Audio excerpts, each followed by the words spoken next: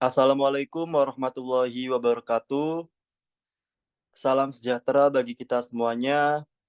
Yang kami hormati Bapak Fajar Saiful Akbar, SEMAKE CTC, selaku dosen pengampu mata kuliah Akuntansi Sektor Publik kelas F013, beserta teman-teman semuanya. Sebelumnya, perkenalkan kami dari kelompok 6 yang beranggotakan saya, Muhammad Diovan Arsha, 3 angka NPM terakhir 209, beserta rekan-rekan saya. Perkenalkan, nama saya Alivia Fawadiana dengan NPM akhiran 206. Dan saya Imam Muzaki dengan NPM akhiran 219. Saya Andra Andira Eka Puspita dengan akhiran NPM 220. Saya Nabila Zunaraini dengan NPM akhiran 225. Saya Marcelina Salsabila dengan NPM akhiran 233. Baik, di sini kami kelompok 6 akan mempresentasikan salah satu materi yang terdapat di dalam mata kuliah akuntansi sektor publik, yaitu tentang bab 12, yaitu materi tentang pelaporan keuangan organisasi non-profit. Langsung saja untuk pembahasan pertama akan dijelaskan oleh rekan saya. Oke, pada materi pertama yaitu tujuan laporan keuangan.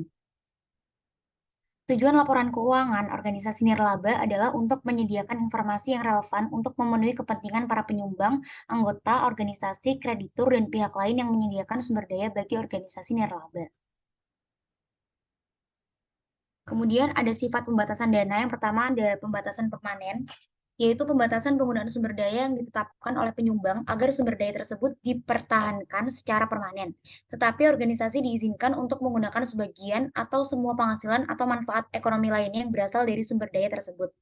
Kemudian ada pembatasan temporer, yaitu pembatasan penggunaan sumber daya oleh penyumbang yang menetapkan agar sumber daya tersebut dipertahankan sampai dengan periode tertentu atau sampai dengan terpenuhinya keadaan tertentu. Kemudian ada sumbangan terikat, yaitu sumber daya yang penggunaannya dibatasi untuk tujuan tertentu oleh penyumbang. Pembatasan tersebut dapat bersifat permanen atau temporer. Kemudian ada sumbangan tidak terikat, yaitu sumber daya yang penggunaannya tidak dibatasi untuk tujuan tertentu oleh penyumbang. Kemudian materi selanjutnya akan dijelaskan oleh rekan saya. Baik, berikutnya adalah tujuan laporan keuangan dalam organisasi nirlaba. Seperti yang sudah dijelaskan tadi, untuk laporan keuangan organisasi nirlaba memiliki kepentingan bersama dalam rangka menilai beberapa hal seperti A. Jasa yang diberikan oleh organisasi nirlaba dan kemampuannya untuk terus memberikan jasa tersebut. B. Cara manajer melaksanakan tanggung jawabnya dan aspek lain dari kinerja mereka. Lalu berikutnya ada untuk menyajikan informasi laporan keuangan nirlaba dibuat untuk menyajikan beberapa informasi mengenai beberapa hal seperti A. Jumlah dan sifat aktiva, kewajiban dan aktiva bersih suatu organisasi. B. Pengaruh transaksi, peristiwa, dan situasi lainnya yang mengubah nilai dan sifat aktiva bersih. C. Jenis dan jumlah arus masuk dan arus keluar sumber daya dalam satu periode dan hubungan antara keduanya. D. Cara suatu organisasi mendapatkan dan membelanjakan kas, memperoleh pinjaman, dan melunasi pinjaman, dan faktor lainnya yang berpengaruh pada likuiditasnya. Yang E. Usaha jasa suatu organisasi. Dan yang terakhir, F. Setiap laporan keuangan menyediakan informasi yang berbeda, dan informasi dalam suatu laporan keuangan biasanya melengkapi informasi dalam laporan keuangan yang lain. Dalam para pengguna laporan keuangan organisasi nirlaba memiliki kepentingan bersama yang tidak berbeda dengan organisasi bisnis pada umumnya, yaitu untuk menilai jasa yang diberikan oleh organisasi tersebut dan kemampuannya untuk terus memberikan jasa tersebut. Lalu yang B, cara manajernya melaksanakan tanggung jawabnya dan aspek kinerja manajer dalam organisasi nirlaba tersebut. Materi selanjutnya yaitu tentang komponen laporan keuangan organisasi non-profit. Yang pertama adalah laporan posisi keuangan. Informasi dalam laporan posisi keuangan yang digunakan bersama pengungkapan dan informasi dalam laporan keuangan lainnya dapat membantu para penyumbang, anggota organisasi, kreditur, dan pihak-pihak lain untuk menilai kemampuan organisasi untuk memberikan jasa secara berkelanjutan, lalu likuiditas, fleksibilitas keuangan, kemampuan untuk memenuhi kewajibannya, dan kebutuhan pendanaan eksternal. Next. Lalu selanjutnya ada laporan aktivitas. Tujuan utama laporan aktivitas adalah menyediakan informasi mengenai yang pertama, pengaruh transaksi dan peristiwa lain yang mengubah jumlah dan sifat aktiva bersih. Lalu selanjutnya ada hubungan antar transaksi dan peristiwa lain. Lalu bagaimana penggunaan sumber daya dalam pelaksanaan berbagai program atau jasa. Next. Lalu yang selanjutnya ada laporan arus kas.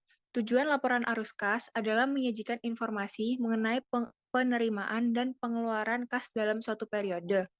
Perusahaan harus melaporkan arus kas dari aktivitas operasi dengan menggunakan salah satu dari aktivitas operasi dengan menggunakan salah satu dari metode berikut, yaitu ada metode langsung dan metode tidak langsung. Materi selanjutnya akan dijelaskan oleh rekan saya. Selanjutnya, materi mengenai catatan atas laporan keuangan. Catatan atas laporan keuangan merupakan penjelasan yang dilampirkan bersama-sama dengan laporan keuangan dan menjadi bagian yang tidak terpisah dengan neraca, perhitungan laba atau rugi, laporan perubahan modal, laporan perubahan posisi keuangan. Catatan atas laporan keuangan memuat hal-hal sebagai berikut. Yang pertama ada mengenai informasi umum mengenai lembaga, yang kedua ada kebijakan akuntansi yang digunakan dalam penyusunan laporan keuangan, yang ketiga ada mengenai penjelasan dari setiap akun yang dianggap memerlukan rincian lebih lanjut, yang keempat ada mengenai kejadian setelah tanggal neraca, yang terakhir ada mengenai informasi tambahan lainnya yang dianggap perlu baik bersifat kuantitatif maupun kualitatif. Next.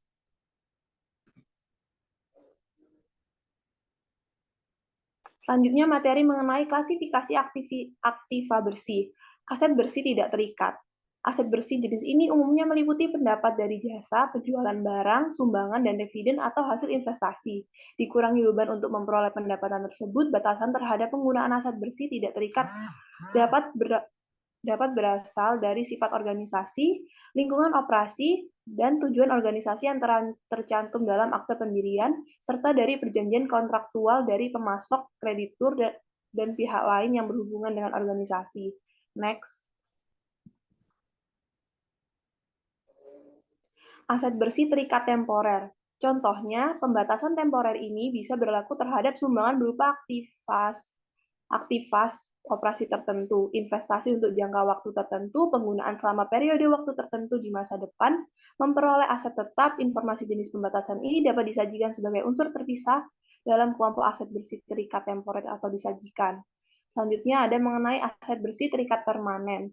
Pembatasan ini bisa dilakukan terhadap yang pertama, aset seperti tanah atau karya seni yang disumbangkan untuk tujuan tertentu, untuk dirawat dan tidak untuk dijual. Yang kedua, aset yang disumbangkan untuk investasi yang mendatangkan pendapat secara permanen.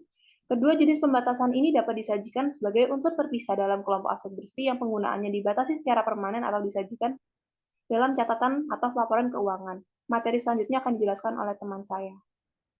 Baik, selanjutnya di sini saya akan menjelaskan mengenai isu-isu mengenai pelaporan keuangan organisasi non-profit.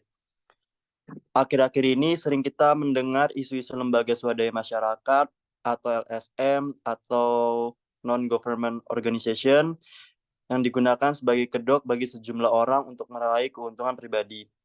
Mungkin Anda pernah menerima amplop atau kotak di bus umum yang mengatasnamakan panti asuhan tertentu, namun setelah ditelusuri keberadaannya, panti asuhan tersebut tidak jelas. Hal tersebut merupakan salah satu contohnya.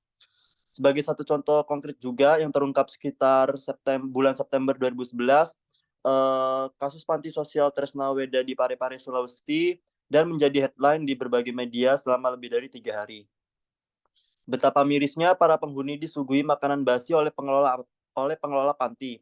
Tak cukup sampai di situ, dikabarkan pula bahwa tempat huni yang tidak layak tinggal, bahkan redaksi yang mengatakan lebih nyaman di penjara daripada di panti sosial tersebut yang notabene-nya adalah organisasi nirlaba.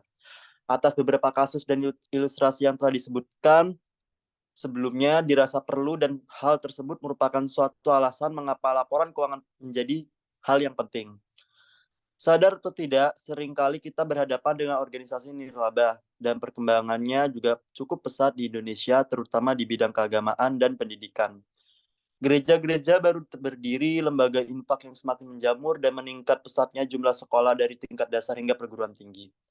Perkembangan tersebut terjadi karena kebutuhan masyarakat akan organisasi nirlaba berkembang pesat. Melalui perkembangan tersebut dan kemudahan akses informasi membuat publik sadar bahwa organisasi nirlaba melakukan pengelolaan keuangan, bagaimana pemerintah sebagai regulator juga mengawasi kegiatan organisasi nirlaba tersebut. Dan memang pada akhirnya semua hal tersebut akan bertumpu pada masyarakat, bagaimana untuk menyikapi hal tersebut dan melakukan aksi tentunya.